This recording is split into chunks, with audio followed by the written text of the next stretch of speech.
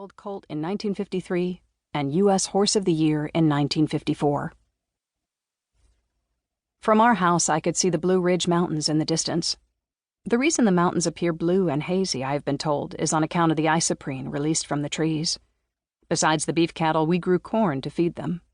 In the summer, Charlie and a couple of hired farmhands harvested the corn. Some days the temperature reached 100 degrees, and the humidity made the heat feel a lot worse. Always in the air there was the threat of rain, or worse, of a thunderstorm.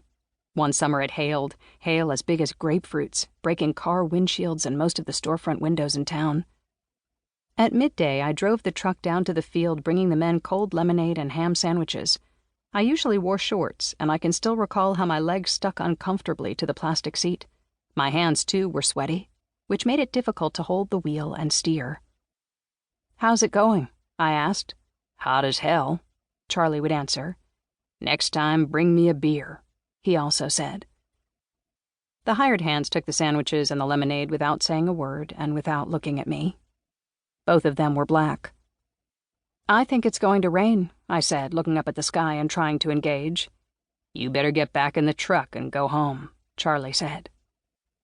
The year was 1963, and the early 60s was still a relatively innocent time, innocent at least for middle-class people like Charlie and me. We did not do drugs, we did not get divorced, and we did not have abortions or extramarital love affairs, or if we did not talk about them.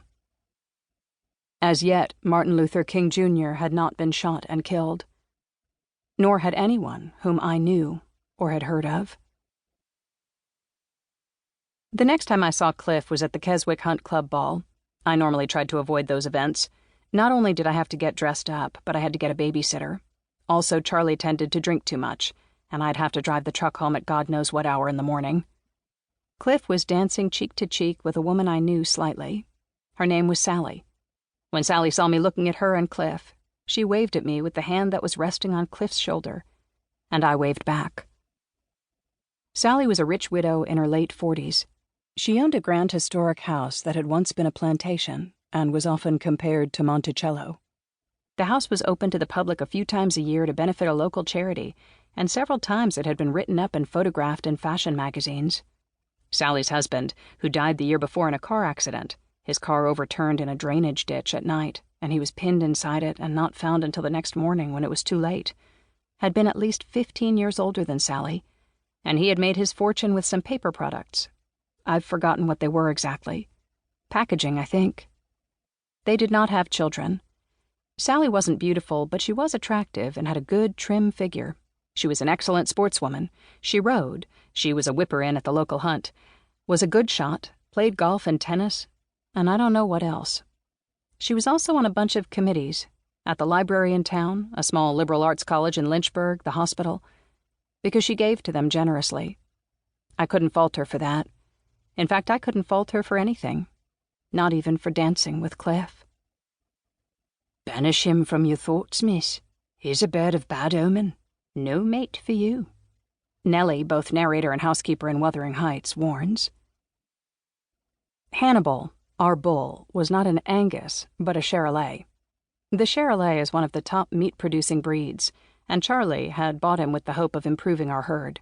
The Charolais comes from Charolles, France, and was imported to Mexico in 1930. Hannibal, according to an article I read, could trace his lineage back to 2 Mexican bulls called Neptune and Ortolan. Ortolan? An ortolan is a tiny bird the size of my thumb that weighs less than an ounce. It is a French delicacy prepared by first throwing the bird into a vat of Armagnac to both marinate and drown it, then cooking it for 8 minutes and serving it whole. Traditionally, diners eat ortolans, heads, bones, and all, with a napkin thrown over their heads. "What does Cliff stand for?" I asked when at last I met him. "Clifford?" "Something like that," he answered, smiling. It was at a cocktail party celebrating Sally's 49th birthday. I was drinking my second glass of wine and wearing a sleeveless white dress. "Or does it stand for Heathcliff?" I persisted. "You know, Heathcliff in Wuthering Heights." "Heathcliff?